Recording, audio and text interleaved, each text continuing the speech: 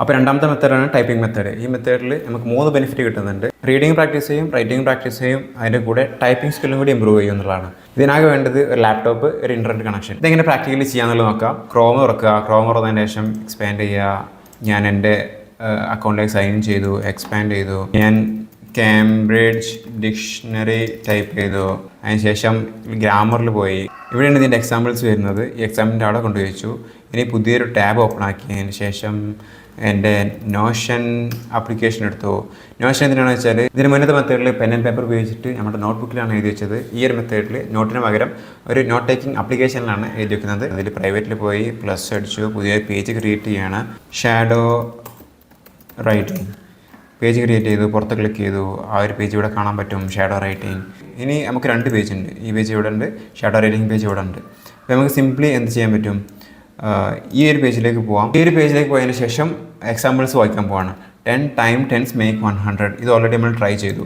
നമ്മളിപ്പോൾ രണ്ടാമത്തെ എക്സാമ്പിളാണ് നോക്കാൻ പോകുന്നത്. ഈ രണ്ടാമത്തെ എക്സാമ്പിളിൽ there is always a holiday on the last Monday in August in the UK. There is always a holiday, എല്ലായ്പ്പോഴും ഹോളിഡേ ഉണ്ട്, ഓൺ ദി ലാസ്റ്റ് മൺഡേ, അവസാനത്തെ തിങ്കളാഴ്ച, ഇൻ ഓഗസ്റ്റ് മാസത്തിൽ, ഇൻ ദി UK. അപ്പോൾ UK ഓഗസ്റ്റ് മാസത്തിലെ എല്ലാ അവസാനത്തെ മൺഡേയും holiday ആണ്. എനിക്ക് മീനിങ് മനസ്സിലായി. ഇനി ഇത് എനിക്ക് ഷാഡോ റൈറ്റ് ചെയ്യണം. ഞാൻ സെക്കൻഡ് ടാബിലേക്ക് പോവാണ്, എൻ്റെ നോട്ട് ടേക്കിംഗ് ആപ്ലിക്കേഷനിൽ പോവാണ്. ഓൾറെഡി ആ ഒരു റെഫറൻസിലേക്കുള്ള വിസിബിലിറ്റി എനിക്ക് നഷ്ടപ്പെട്ടിട്ടുണ്ട്. അപ്പോൾ എൻ്റെ മനസ്സിൽ നിന്ന് എടുത്തിട്ട് എനിക്ക് എഴുതാൻ പറ്റും. There is always a Holiday Inn the last Monday in UK എന്ന് എഴുതി. അപ്പോൾ ഇങ്ങനെ എഴുതുമ്പോഴുള്ള മെച്ചം എന്താ വെച്ചാൽ നമുക്ക് ടൈപ്പിംഗ് കൂടി പ്രാക്ടീസ് ചെയ്യുന്നുണ്ട്, കൂടെ റൈറ്റിംഗ് പ്രാക്ടീസ് ചെയ്യുന്നുണ്ട്.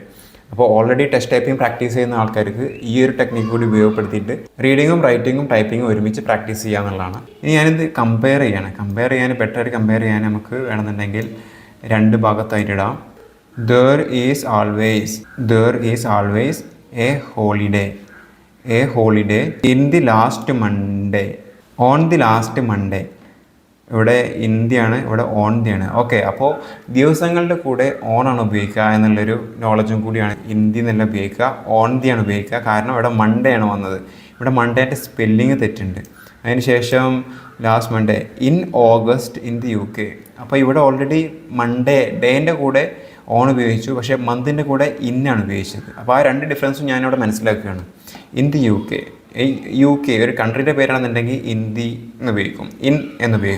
അപ്പോൾ ഒരുപാട് മിസ്റ്റേക്ക് ഞാൻ മനസ്സിലാക്കിയതിന് ശേഷം ഞാൻ റിപ്പീറ്റ് ചെയ്യുകയാണ്. ഇവിടെ മൺഡേൻ്റെ സ്പെല്ലിങ് MONDAY ആണ്. അപ്പോൾ ഇത് റിമൂവ് ചെയ്തതിന് ശേഷം ഒന്നുകൂടി ടൈപ്പ് ചെയ്യാൻ പറ്റും.